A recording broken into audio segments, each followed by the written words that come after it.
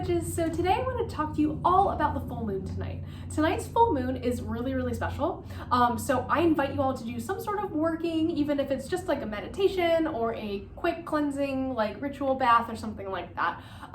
Tonight's full moon is not just the full flower moon, but it is also a super blood moon. Now, I know that sounds like immensely scary, but we're gonna like break it down and we're gonna talk about it. So, let's talk about the first thing I said, the full flower moon. This is the name of May's full moon. So it's also called the budding moon, the planting moon, the frog moon, the egg-laying moon, etc. So I hope you're kind of sensing a theme here. This full moon is really associated with fertility and growing. So that is also a theme that we see a lot in Beltane as well as Letha, which is like next month. The supermoon. So like we talked about with last month's pink moon, the moon's orbit around the Earth is actually not a circle, it's an ellipse. So sometimes the moon is closer to the Earth than it is for the rest of the year. So it'll appear larger. So last month we had a moon that it was a supermoon, but this month's moon is the biggest that it's going to be. Like it is close at the closest point in its orbit to the Earth that it's going to be. For like the rest of the year. So tonight's moon is going to be like massive. I definitely recommend making moon water, but we'll get to that. Okay, so if you are living on the west coast of the United States, in Mexico, in Chile and Argentina, Eastern Australia, New Zealand, or the Pacific Islands, which if you are somehow seeing this, hello, hi. That's a really weird foreign concept to me that anyone outside of my little sphere actually sees this. So if anyone else is watching from other countries, I'm just like, what? Like it's just weird because I'm like, but I'm in like a really weird rural town. Like, what do you mean you're watching me from like New York? Like New York City, what are you talking about? Like I don't know why that freaks me out so much, but it does. Anyways, if you're in those locations, you will be able to see the full lunar eclipse, or the full blood moon, right? And this is when the Earth's shadow will completely cover the moon, causing it to turn red. This is also called lunar totality, but we call it a blood moon because it turns red, blood is red. I hope you guys are making the connections.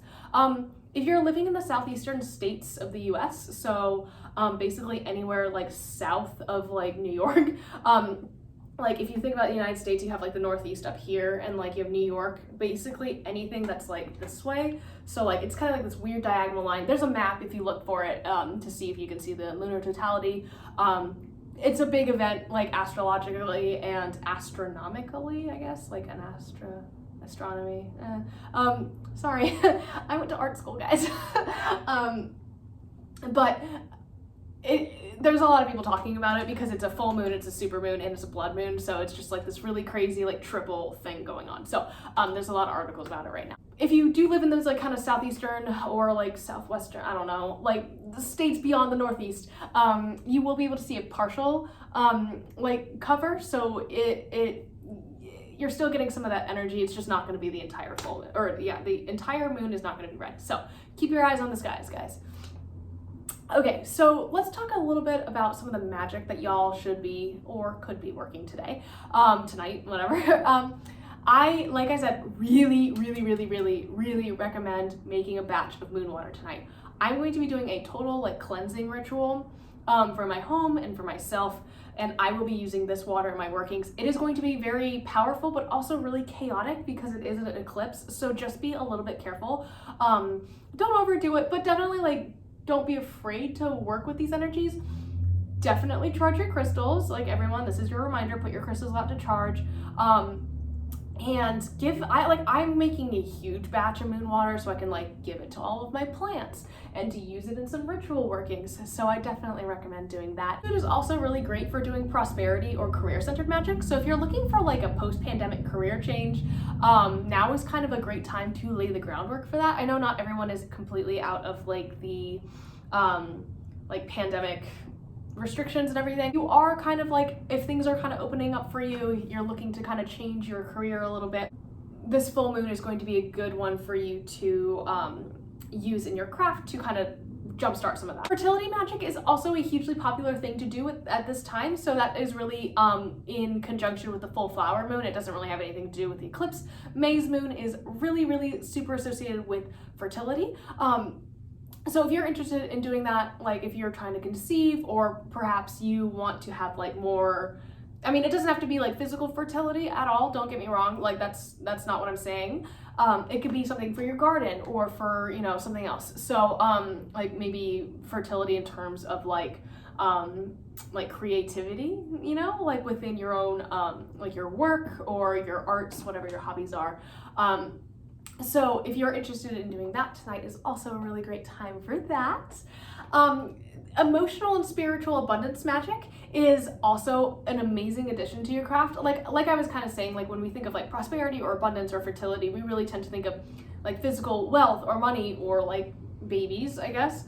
But there's kind of a non-physical element to that abundance as well. So like how can you really take some time tonight to like supercharge your self-care, just like really kind of like balance yourself out for the month ahead, because we are entering Mercury retrograde. Good luck to you all. I'm so sorry. But we're in it together. Another thing that you guys can do tonight is releasing things that no longer serve you. I'm going to be making a long list of things that no longer serve me for my life, and I'm just going to be releasing them with some fire magic this evening.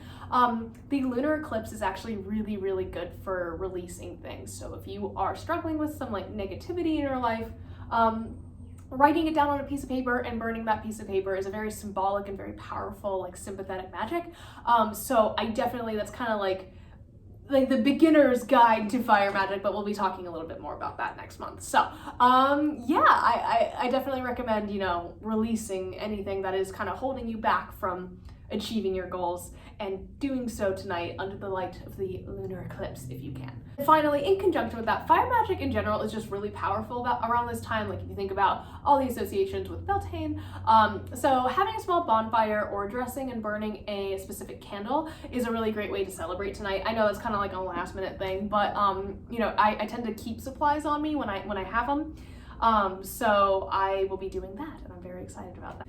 So I hope everyone has a fabulous full moon tonight. I will be posting a TikTok of my altar from tonight's like working. So if you're interested in seeing that, you can check it out there. I'm also posting a full flower moon ritual like write-up on my Patreon for everybody. So if that's something you're looking at, I have some really great resources on there if you're not really sure where to start. But yeah, I hope everyone has a great full moon tonight, and I will see you tomorrow. Bye.